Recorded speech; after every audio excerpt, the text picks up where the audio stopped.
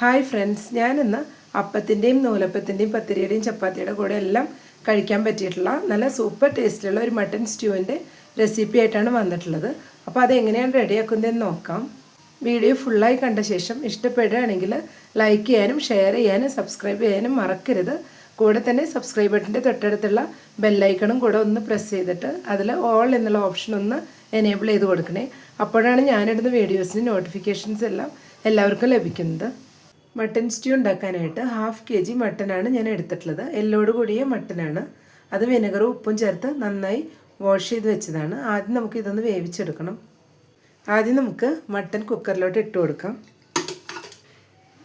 ഇതിലേക്ക് ഇനി 2 potato സ്ക്വയേഴ്സായി cut ചെയ്ത് വെച്ചതും കൂടെ ചേർത്ത് കൊടുക്കാം. 2 സവാള കട്ട് ചെയ്ത് വെച്ചത് ചേർത്ത് കൊടുക്കുകയാണ്. 7 പച്ചമുളക് നടുകീറി വെച്ചതാണ് ചേർത്ത് കൊടുക്കുകയാണ്. ഇതിലേക്ക് ഇനി അല്പം വേപ്പില കൂടെ ആഡ് ചെയ്ത് കൊടുക്കാം. 1 ടീസ്പൂൺ കുരുമുളക് പൊടി ചേർത്ത് കൊടുക്കാം. ഇതിൽ മുളക് പൊടി ഒട്ടും തന്നെ ചേർത്ത് കൊടുക്കുന്നില്ല. അപ്പോൾ നമ്മുടെ എരിവിനനുസരിച്ച് കുരുമുളക് പൊടിയും പച്ചമുളകും എല്ലാം നമുക്ക് എടുക്കാവുന്നതാണ്. 1 teaspoon ginger garlic paste, 1/2 teaspoon garam മസാലപ്പൊടി. ഇതിലേക്ക് ആവശ്യത്തിനുള്ള ഉപ്പും കൂടെ ഇപ്പോൾ ചേർത്ത് കൊടുക്കുകയാണ്. 1 ടേബിൾ സ്പൂൺ വെളിച്ചെണ്ണ കൂടെ ഇപ്പോൾ ചേർത്ത് കൊടുക്കാം.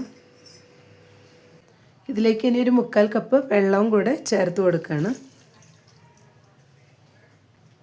ഇനി ഇതെല്ലാം കൂടെ കൈവച്ചൊന്ന് മിക്സ് ചെയ്തെടുക്കാം. ഇപ്പോൾ എല്ലാം കൂടെ മിക്സ് ചെയ്തെടുത്തിട്ടുണ്ട്. ഇനി നമുക്ക് ഇതൊരു 4 വിസിൽ വരുന്നവരെ ഒന്ന് വേവിച്ചെടുക്കണം. 1 വിസിൽ വരുന്നവരെ ഹൈ ഫ്ലെയിമിലും പിന്നെ ഒരു 3 വിസിൽ വരുന്നവരെ ലോ ഫ്ലെയിമിലും വെച്ചിട്ട് വേവിച്ചെടുത്താൽ മതിയാവും. ഇപ്പോൾ ഒരു പാൻ വെച്ച് 2 ടേബിൾ സ്പൂൺ വെളിച്ചെണ്ണ ഒഴിച്ചു കൊടുത്തിട്ടുണ്ട്. അതിലേക്ക് നമുക്ക് ഹോൾ സ്പൈസസ് ഒന്ന് ഇട്ട് കൊടുക്കാം. 1 ടേബിൾ സ്പൂൺ ഇഞ്ചി വെളുത്തുള്ളി ചതച്ച് വെച്ചതും കൂടെ ആഡ് ചെയ്ത് കൊടുക്കുകയാണ്.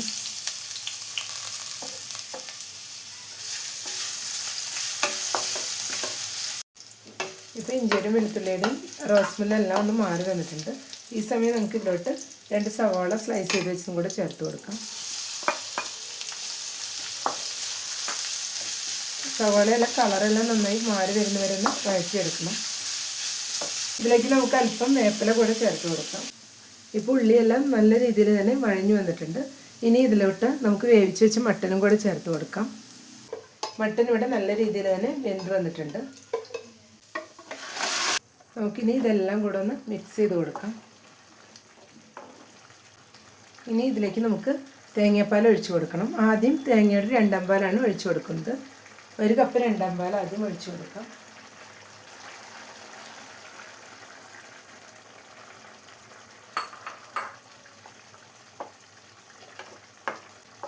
ഇനി ഇതെല്ലാം കൂടെ തിളച്ചിട്ട് ഒന്ന് മട്ടനിൽ പിടിച്ചു വരണം. ഇപ്പോൾ തേങ്ങാപ്പാലെല്ലാം ഒന്ന് ചെറുതായി വറ്റി കുറുകി വരുന്നുണ്ട്. അപ്പോൾ ഈ സമയം നമുക്ക് ഫ്ലെയിം ഓഫ് ചെയ്തിട്ട് 1/2 പാലും കൂടെ ഒന്ന് ഒഴിച്ചു കൊടുക്കാം. 1 കപ്പ് 1/2 പാലാണ് ഒഴിച്ചു കൊടുക്കുന്നത്.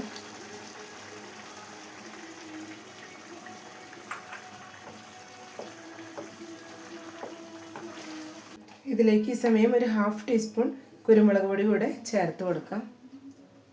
1 ടീസ്പൂൺ വെളിച്ചെണ്ണ കൂടെ ഒഴിച്ചു കൊടുക്കാം. ഇനി എല്ലാം കൂടെ ഒന്നുകൂടെ ഒന്ന് മിക്സ് ചെയ്ത് കൊടുക്കാം. ഇപ്പോൾ നമ്മുടെ മട്ടൻ സ്റ്റ്യൂ ഇവിടെ റെഡി ആയിട്ടുണ്ട്. ഇനി നമുക്കിതൊരു സെർവിങ് ബൗളിലോട്ട് മാറ്റാം. ഇപ്പം മട്ടൻ സ്റ്റ്യൂ റെഡിയായ ശേഷം ഒരു ബൗളിലോട്ട് മാറ്റിയിട്ടുണ്ട്. അപ്പോൾ എല്ലാവരും ഈ രീതിയിലും കൂടെ ഒന്ന് ട്രൈ ചെയ്ത് നോക്കുക. ഇഷ്ടപ്പെട്ടെങ്കിൽ ലൈക്ക് ചെയ്യാനും ഷെയർ ചെയ്യാനും സബ്സ്ക്രൈബ് ചെയ്യാനും മറക്കരുത്. Thank you.